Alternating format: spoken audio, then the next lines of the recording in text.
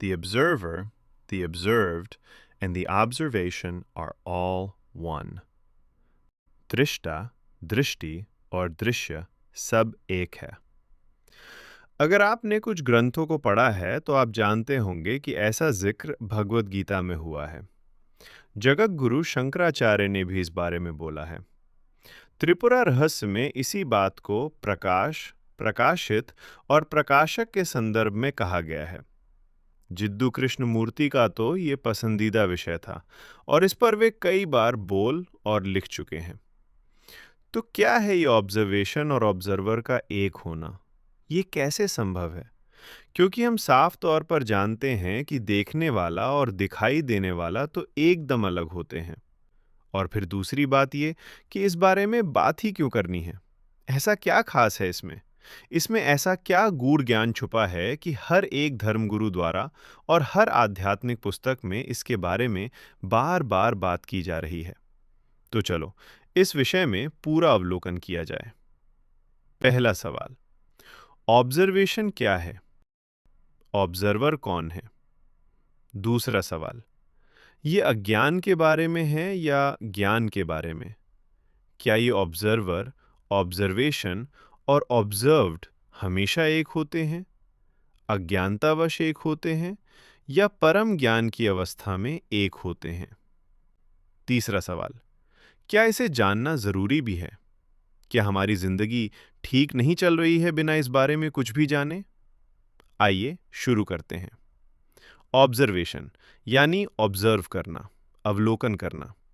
आमतौर पर ऑब्जर्वेशन का अर्थ देखने से लिया जाता है, मगर सही मायने में ऑब्जर्वेशन किसी भी सेंस ऑर्गन द्वारा संवेदन प्राप्त करने को कह सकते हैं, यानी देखना, सुनना, स्पर्श होना, गंध लेना इत्यादि। हमारा अगला सवाल था, ये ऑब्जर्वर कौन है?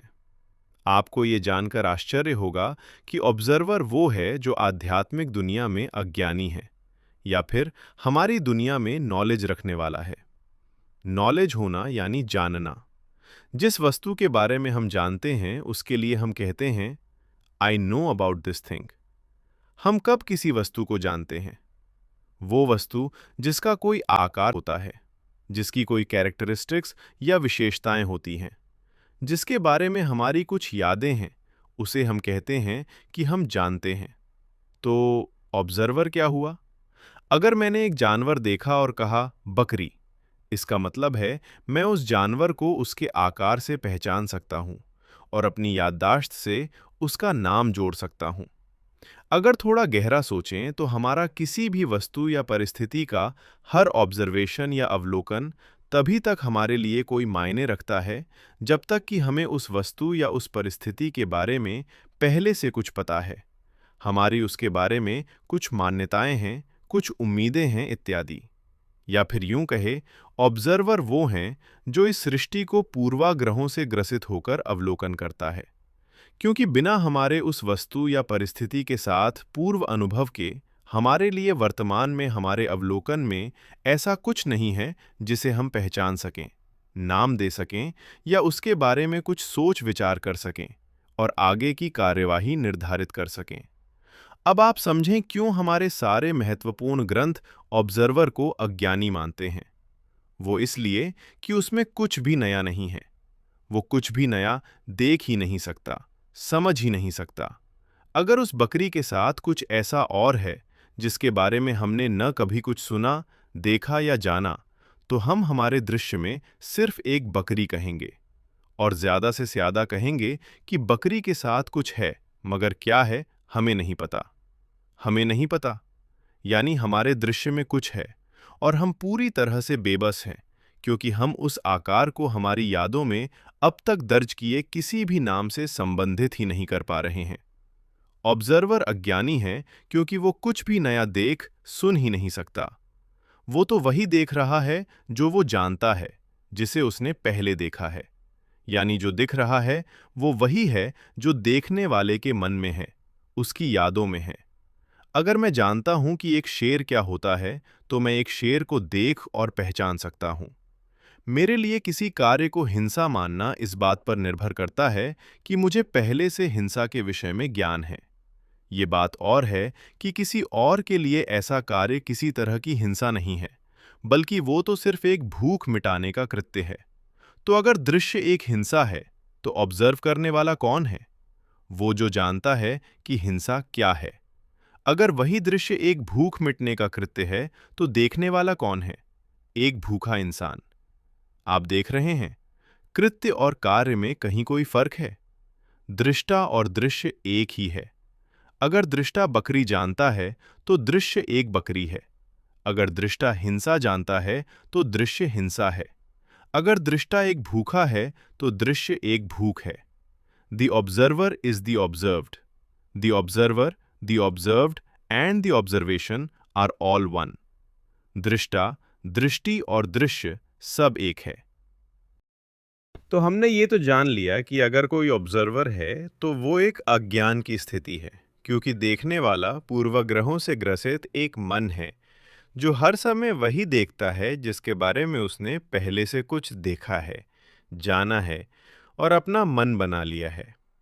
यानी देखने वाला, दृश्य और दिखाई देने वाला सभी अज्ञानतावश। हमारा तीसरा सवाल था कि क्या इसे जानना जरूरी भी है? क्या हमारे जिंदगी ठीक नहीं चल रही है बिना इस बारे में कुछ भी जाने? आइए जरा सोचें कि अगर ऑब्जर्वर वो है जिसे पहले से ज्ञान है, यानी जिसने पहले से अपनी यादें और राय बना रखी है, और ये एक पूरी तरह से अज्ञान की स्थिति है, तो फिर ज्ञान की स्थिति वो ही हो सकती है जहां ऑब्जर्वर नहीं है।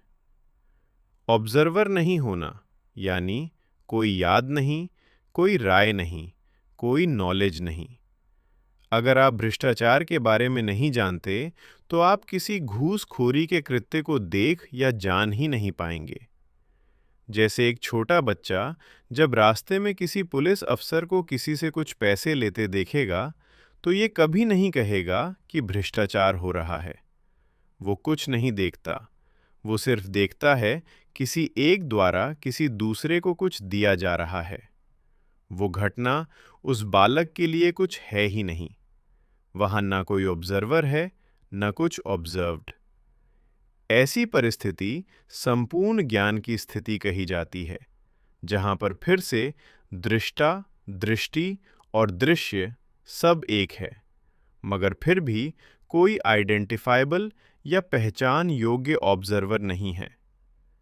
हमारे अभी के बालक और पुलिस के उदाहरण में सिर्फ ऑब्जर्वेशन है, बिना किसी अलग ऑब्जर्वर या ऑब्जर्व्ड के।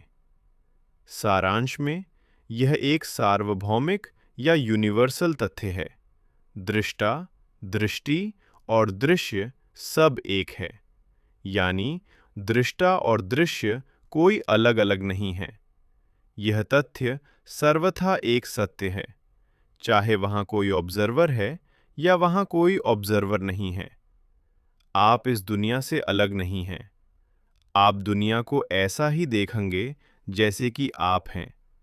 अगर आप परेशान हैं, तो आपको दुनिया में होता हर कार्य परेशानी के चश्मे से ही दिखेगा। The observer and the observation are the same, always.